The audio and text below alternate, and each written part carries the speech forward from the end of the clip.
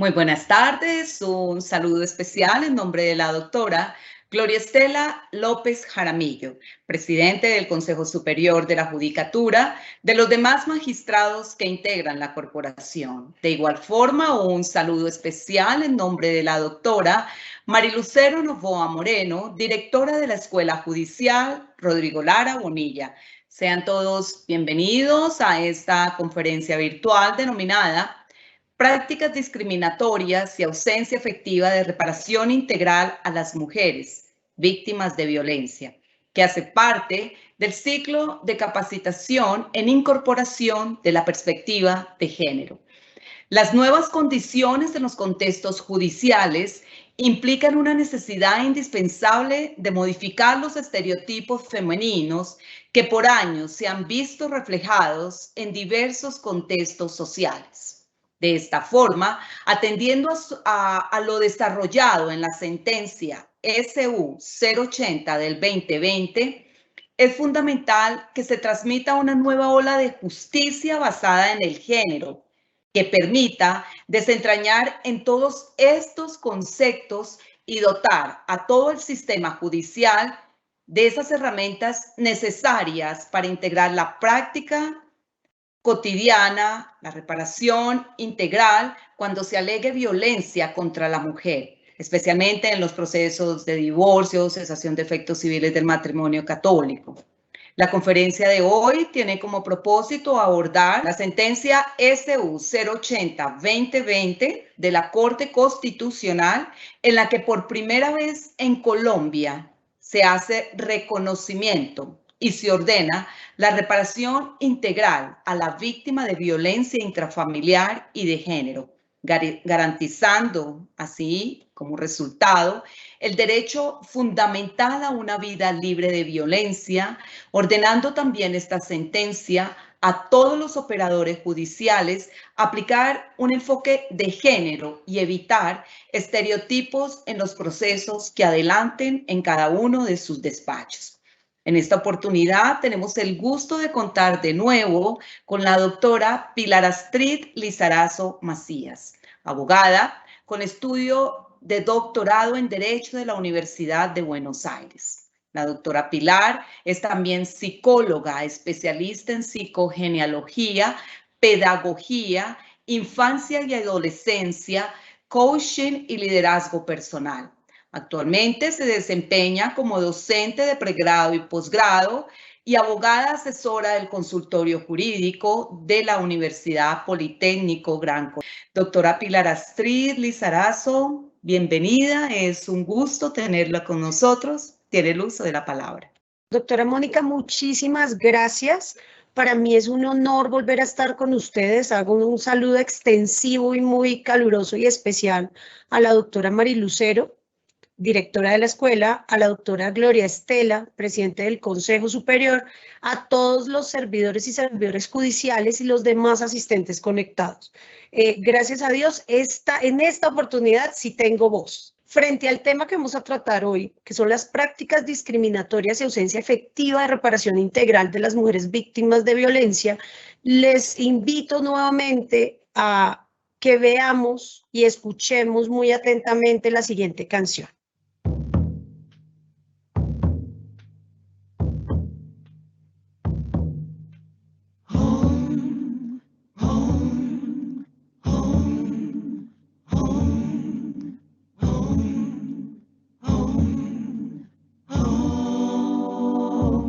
Tiemble el Estado, los cielos, las calles, que tiemblen los jueces y los judiciales. Hoy a las mujeres nos quitan la calma, nos sembraron miedo, nos crecieron alas. A cada minuto de cada semana nos roban amigas, nos matan hermanas, destrozan sus cuerpos, los desaparecen. No olviden sus nombres, por favor, señor presidente. Por todas las nazas luchando en el Cauca, por todas las mujeres reincorporadas, las niñas en Vera que han sido violadas, por las campesinas todas colombianas. Cantamos sin miedo, pedimos justicia, gritamos por cada desaparecida.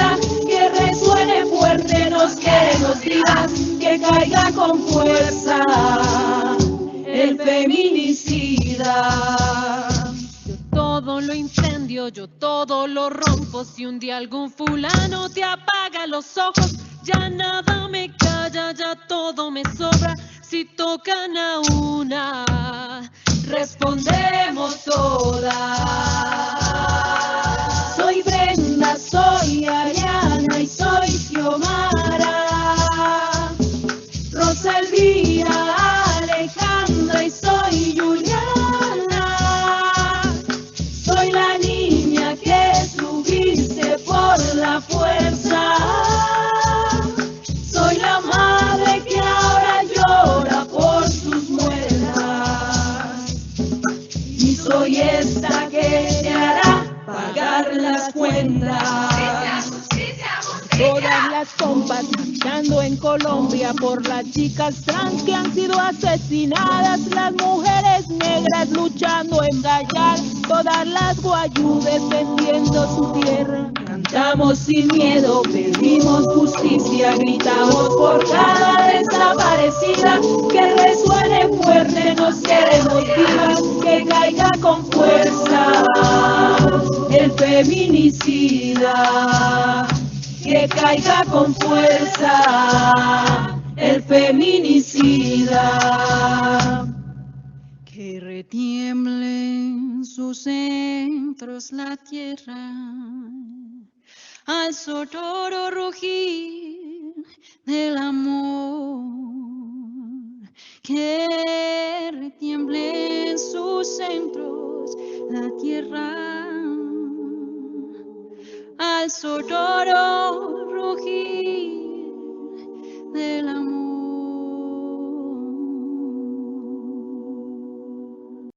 Muchas gracias. Bueno, la sentencia de CU 080-2020 es una acción de tutela contra providencias judiciales. La accionante, la señora Estela Conto Díaz del Castillo, y fue contra el Tribunal Superior del Distrito Judicial de Bogotá, Sala de Familia. Los derechos vulnerados, pues realmente ella lo que solicita es a no ser discriminada por razones de género, ni víctima de la violencia contra la mujer dentro del contexto familiar, solicita se ampare su derecho fundamental a ser resarcida en los términos de la Convención de Belén do Pará y se disponga los medios correspondientes para que esos perjuicios sean reparados. ¿Reparados a través de qué? De una prestación alimentaria periódica frente a esos daños y afectaciones causadas. Entonces, el contexto, los hechos relevantes de esta sentencia. El Juzgado 11 de Familia declara en septiembre del 2016 la cesación de efectos civiles de matrimonio católico y la liquidación de la sociedad conyugal por las causales segunda y octava del Código. Y entonces, ¿la segunda cuál es? Grave e injustificado incumplimiento por parte de alguno de los cónyuges de los deberes que la ley les impone como tales y como padres. Y el octavo, la separación de cuerpos judicial o de hecho, que haya perdurado por más de dos años. La demandante también solicitaba que se tuviera en cuenta la causal número 3, que es la que corresponde a los ultrajes, el trato cruel y los maltratamientos de obra. A pesar de que quedó totalmente demostrada la causal 2 en el grave e injustificado incumplimiento por parte de alguno de los cónyuges de los deberes que la ley les impone como tales y como padres, el juzgado guardó silencio y no quiso reconocer esa tercera causal. Entonces, la justificación para no verla, de pronto era que esa demandante no estaba en un estado grave de necesidad y de angustia, que tenía los recursos suficientes para subsistir y para tener ciertas garantías para ella y sus hijos. La demandante apela esta sentencia solicitando que se declare probada la tercera causal y se condene sí o sí a la reparación para ella como cónyuge inocente, y el tribunal en febrero del 2017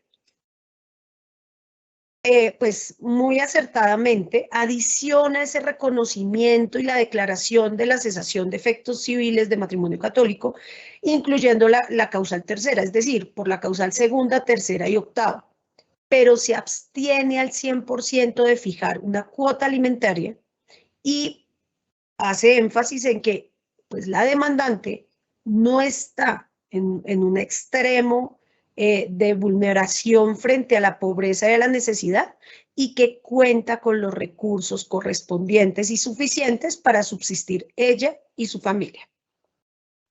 Teniendo en cuenta pues, los fallos, la demandante acciona a través de tutela contra providencia judicial, quien conoce la Corte Suprema de Justicia, decide conceder el amparo, ordena al tribunal que deje sin efectos la sentencia y falle nuevamente, pues de acuerdo con sus consideraciones.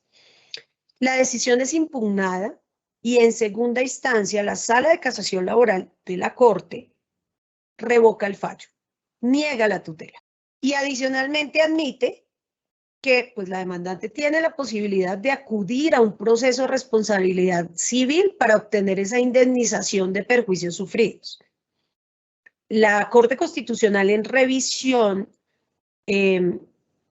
evidencia que en el proceso se le premia, se le da como una especie de premio a ese demandado, a ese cónyuge que violenta a su familia, a su expareja, y no entra a imponerle sanción de ninguna índole. O sea, a pesar de que se reconoce que sí faltó, no se da una sanción. Y por ende, lo que hacen es liberarlo de su obligación, de su compromiso, de esa necesidad de reparar y de reconocer lo que ha hecho. Y ya. La Corte se ampara, pues, con normatividad internacional vigente, donde es evidente que la obligación del Estado, del legislador, de los operadores judiciales, es de garantizar por los diferentes medios, a través de los diferentes canales y con las herramientas que se tienen, que las mujeres víctimas de violencia tengan un acceso efectivo a ese cese de cualquier acto de violencia, cualquier agresión, cualquier daño, cualquier vejamen en contra de ella, que sean efectivamente reparadas de una manera integral, justa y eficaz. La Corte falla en esa revisión, revocando la decisión de segunda instancia, confirmando parcialmente la sentencia en primera instancia en el entendido que se protege el derecho fundamental de la demandante a vivir libre de violencia de género, a ser reparada, a no ser revictimizada y a una decisión de la Administración de Justicia dentro de un plazo razonable. Adicionalmente, le ordena al tribunal que sobre la cesación de efectos civiles disponer la apertura de un incidente de reparación integral en que se especifiquen y tasen los perjuicios sufridos por la víctima. El juez constitucional, ¿qué busca con esto? Con esta sentencia busca proteger a la mujer violentada por cualquier tipo de violencia e incluso generada esa violencia, como en este caso, por su cónyuge, por su compañero sentimental. Que cese todo daño y toda afectación del agresor y adicionalmente, y es muy relevante esto, que no se vayan a generar afectaciones a futuro. También lo que busca acá la Corte Constitucional, y se lo aplaudimos al 100%, es que esa víctima no sea revictimizada, porque como lo mencionaron dentro del proceso, ella tenía otras posibilidades a través de otros procesos, pero entonces sí, iba a ser reparada probablemente, pero entonces ella iba a tener que volver a contar su historia, volver a revivirlo todo y adicionalmente le iba a generar unos gastos emocionales, psicológicos y económicos innecesarios.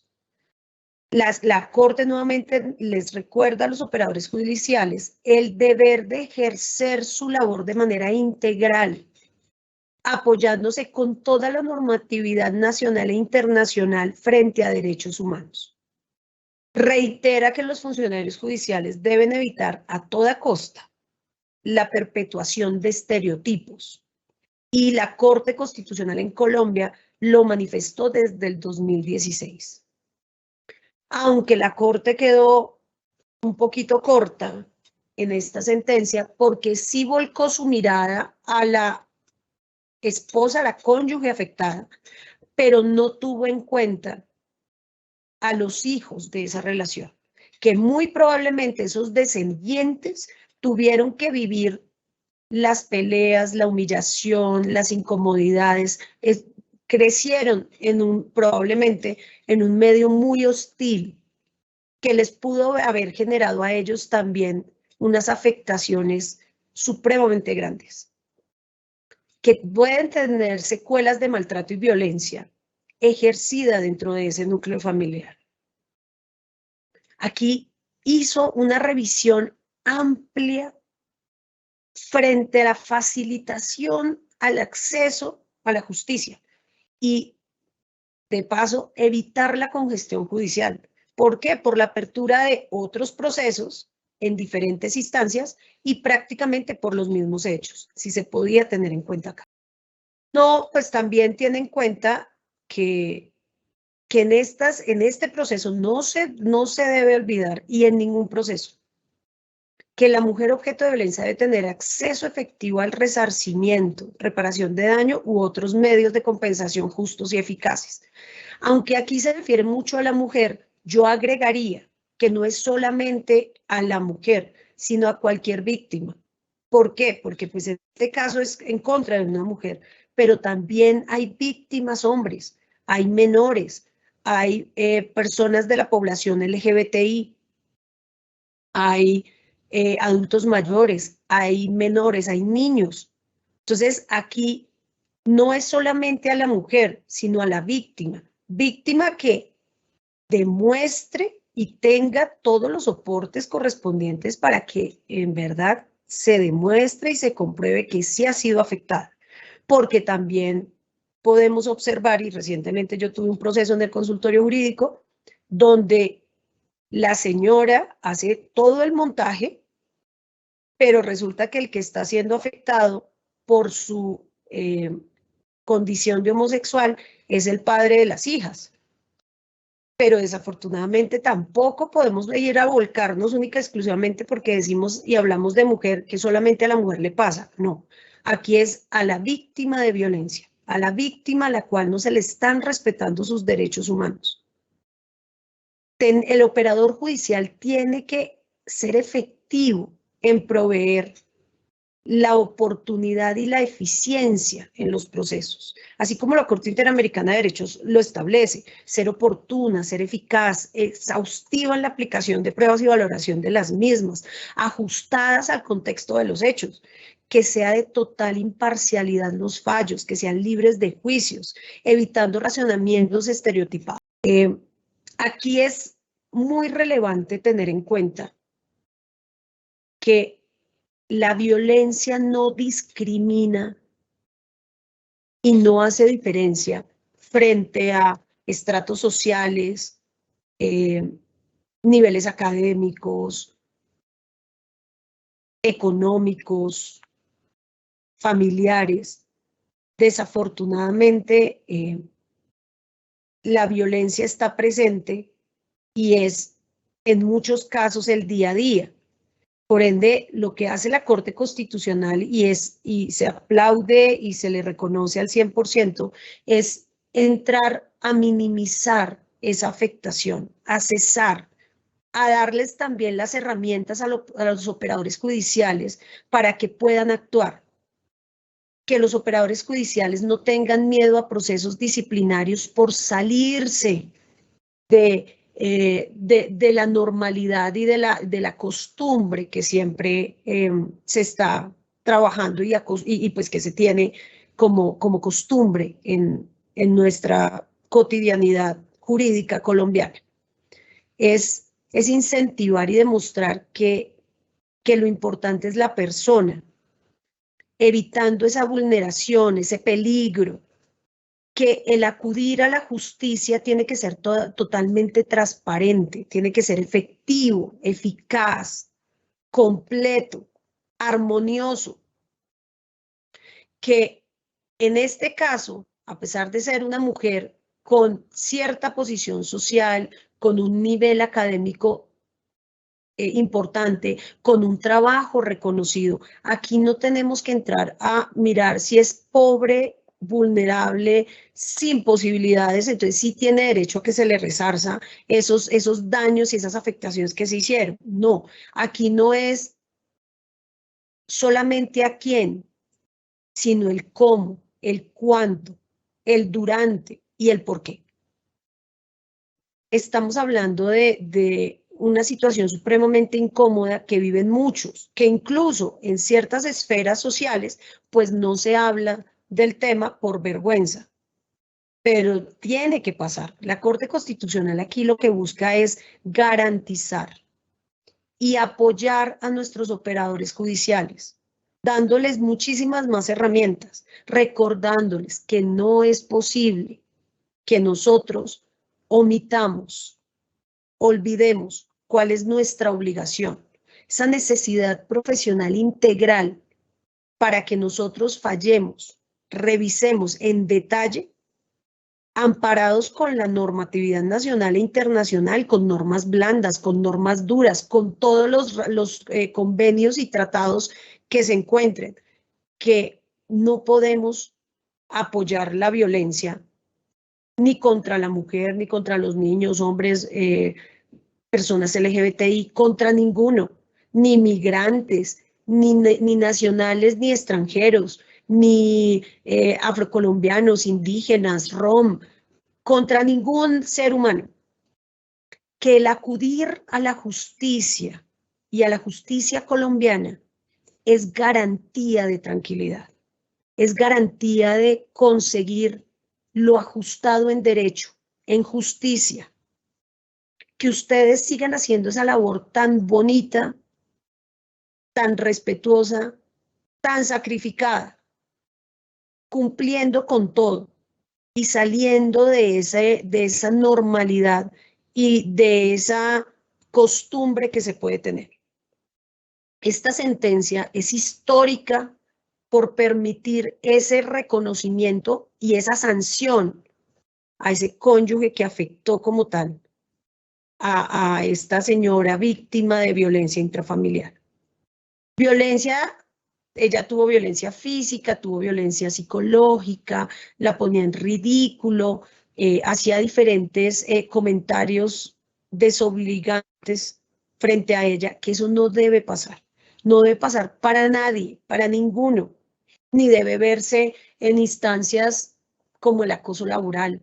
No se puede ver y no se debe ver en instancias académicas frente al bullying. Nada de eso debe permitirse y llegar. Aquí, aunque pues la sentencia va para los estudiosos del derecho, para los operadores judiciales, yo creo que esto nos tiene que tocar a todos los ciudadanos colombianos, a todos los habitantes del país y por qué no del mundo, frente a esa violencia exagerada, esa violencia que no debería pasar, que no debería existir, que no debería afectar. Y son años y años de violencia. Colombia, desafortunadamente, es un país que desde sus orígenes siempre ha estado combatiendo. Eso ha hecho que la violencia sea parte de nosotros. Hay condiciones que exacerban más todo este tipo de situaciones, como ahorita la pandemia. Los incrementos en la violencia intrafamiliar fueron considerables por estar todos las 24 horas en el mismo lugar, no tener el espacio, más el estrés laboral, más el estrés económico, más la angustia de estar contagiados, más la angustia de perder familiares y cercanos frente a este desafortunado virus. Entonces, todo eso generó que estuviéramos un poquitico más irritables y que la afectación fuera más grande por estar todos en el mismo espacio. Se incrementó la violencia, se incrementó aumentaron las llamadas a la línea 155, donde el 90% de esas llamadas eran de mujeres que habían sido o estaban siendo objeto de violencia. La fuerza policial no daba abasto frente a ese tipo de situaciones. Entonces se incrementó considerablemente todo este flagelo, este lastimoso y complicado flagelo. Aunque estamos hablando de género y muchos creemos que el género solo es de mujer, aquí cabemos todos. O sea, a las mujeres históricamente nos han maltratado, nos han humillado, nos han dejado atrás. Pero también hay hombres afectados, también hay niños afectados, hay población LGBTI supremamente afectada. Y eso es lo que tenemos que entrar a combatir. Yo creo que nuestras altas cortes, así como ustedes, operadores judiciales, lo que buscan es, aunque no pueden tener la varita mágica y erradicar todo de la noche a la mañana, ustedes sí tienen ese interés de cesar, porque se nota en la mayoría de los fallos que ustedes lo que buscan es parar, detener, impartir justicia como debe ser. Esta sentencia, aunque algunos la criticaron porque la Corte se quedó, pues le faltó en ciertos momentos ser más incisiva, más, pero a mí me parece, y yo creo que casi todos ustedes comparten este comentario, me parece que fue histórica, fue relevante y nos abre la puerta para garantizar que ese victimario no salga invicto, porque a veces esa cuota alimentaria por la cual puede ser condenado no es suficiente para solucionar y salvar y borrar tantos años de afectaciones.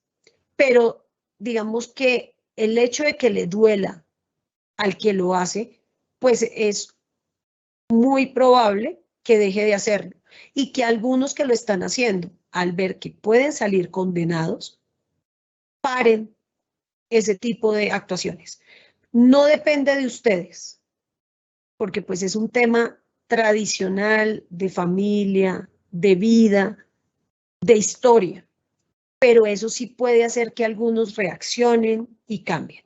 Aplaudo la sentencia, se ha escrito mucho sobre esta, precisamente por la relevancia que tiene en el país, por ese reconocimiento y porque por primera vez se va a resarcir en un proceso de familia, se va a condenar para que se pague por esa violencia intrafamiliar y de género. Concluyendo, reitero y exalto nuevamente el gran trabajo que desempeñan los operadores judiciales.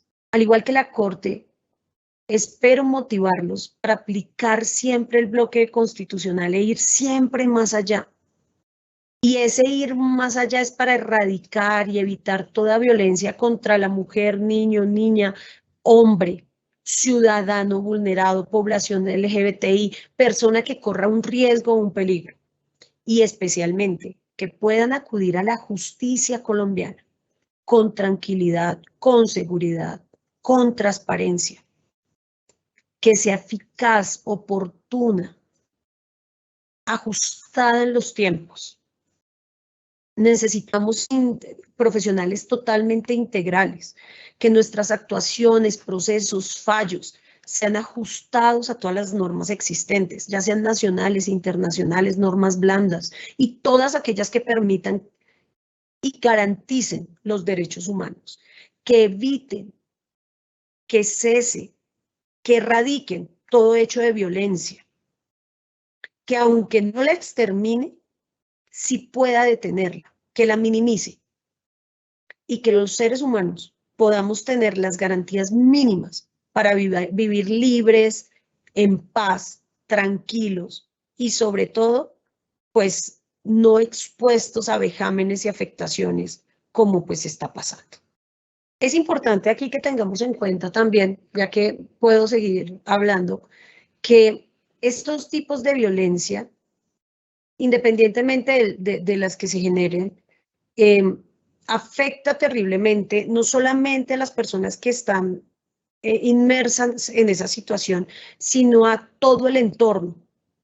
Entonces, si nosotros tenemos conflictos y afectaciones dentro del núcleo familiar, solamente con frente a cónyuges, también podemos desarrollar y ver más adelante que nuestros hijos van a ser víctimas o victimarios, o se van a dejar maltratar o van a permitir que los demás los maltraten constantemente. Va a pasar también que ellos no van a tener la postura para defenderse y darse el lugar que merecen. No van a poder enseñarles a sus hijos qué es la dignidad humana y que los respeten, que los valoren, que les den una posición sana, tranquila. Probablemente esa afectación no va a ser única y exclusivamente frente a relaciones de pareja, sino relaciones en general. Entonces, laboralmente pueden verse inmersos en acoso laboral, en discriminación laboral, en afectaciones donde, como siempre vio ese maltrato y esa disminución como persona en su familia, pues va a ser normal. Puede tener pensamientos y sentimientos de que no merece cosas buenas, de que no es merecedor de lo que los demás tienen. Puede ser una persona totalmente negativa y su forma de defenderse puede también reaccionando con violencia o permitiendo que todos lo violenten. Esta sentencia jurídicamente relevante, apoyando a nuestros operadores judiciales, les da muchas más herramientas, pero vuelvo y reitero lo que dije hace unos instantes, este tipo de sentencias lo que buscan es que todos los ciudadanos entendamos que no debemos seguir patrocinando la violencia. Muchas gracias, doctora Mónica. Muchísimas gracias, doctora. Y acá estamos revisando el chat precisamente y vamos al fragmento de preguntas. Es que nos estaban pidiendo la gente que escribe en el chat que les gustó mucho la canción que se puso al principio. Entonces nos estaban pidiendo el link de acceso a ella, doctora. Bueno, vamos al fragmento de preguntas. Vamos al fragmento de preguntas. Primera, ¿cuáles son las consecuencias de la exclusión femenina? Bueno, las consecuencias son muchas. Entonces, dentro de esa exclusión, nosotros podemos ver que las mujeres que son excluidas tienen una mayor vulnerabilidad. Son objeto de mayores lesiones, riesgos, peligros, violaciones, pero adicionalmente ellas las aceptan. También esa exclusión femenina genera una falta de empatía social. Entonces, aquí podemos ver comentarios como la mujer que fue accedida en un restaurante famoso a las afueras de Bogotá y el dueño del restaurante decía que pues eso le pasaba por vestirse así, porque la niña tenía una falda corta, una minifalda. Ahí es evidente la empatía social.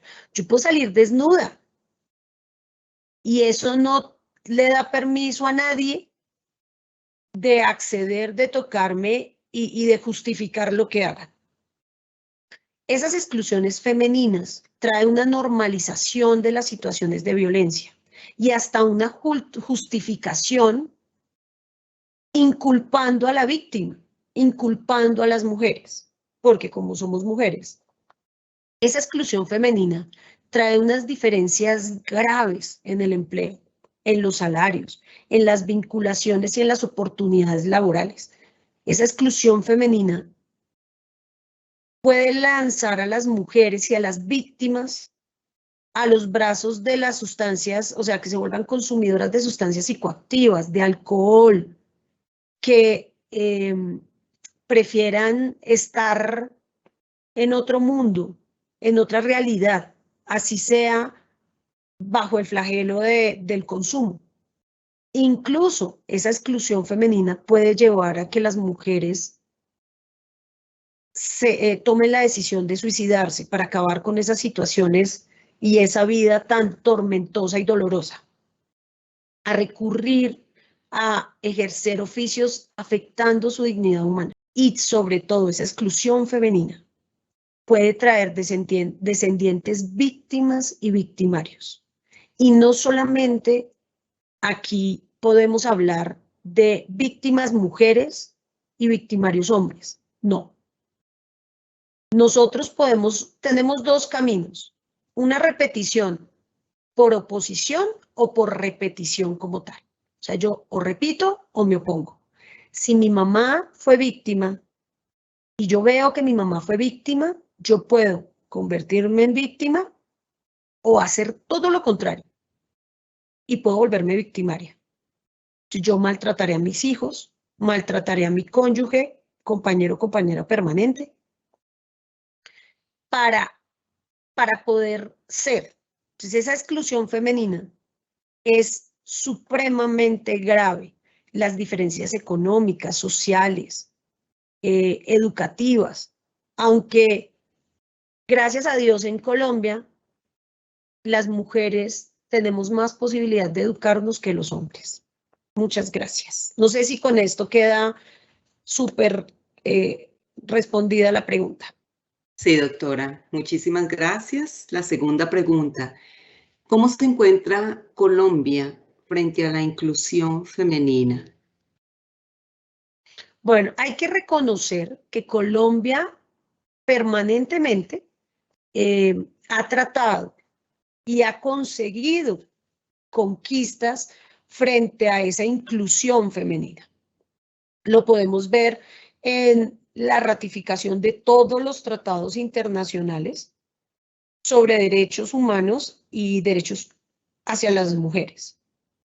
También Colombia ha tratado de emitir lineamientos claros, políticas públicas para la equidad de género, para la inclusión de las mujeres, el plan integral para garantizar a las mujeres una vida libre de violencias.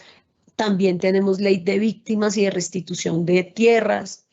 Tenemos la ley 1257 frente a la sensibilización, prevención y sanción de cualquier forma de violencia y discriminación en contra de las mujeres. La ley 1719 también, que garantiza el acceso a la justicia de las víctimas de violencia sexual y muy especialmente frente al conflicto armado. Y tenemos muchas más normas que precisamente tratan de regular y evitar esa violencia, que muchas de ellas se generan frente a actos barbáricos que ya desafortunadamente han pasado.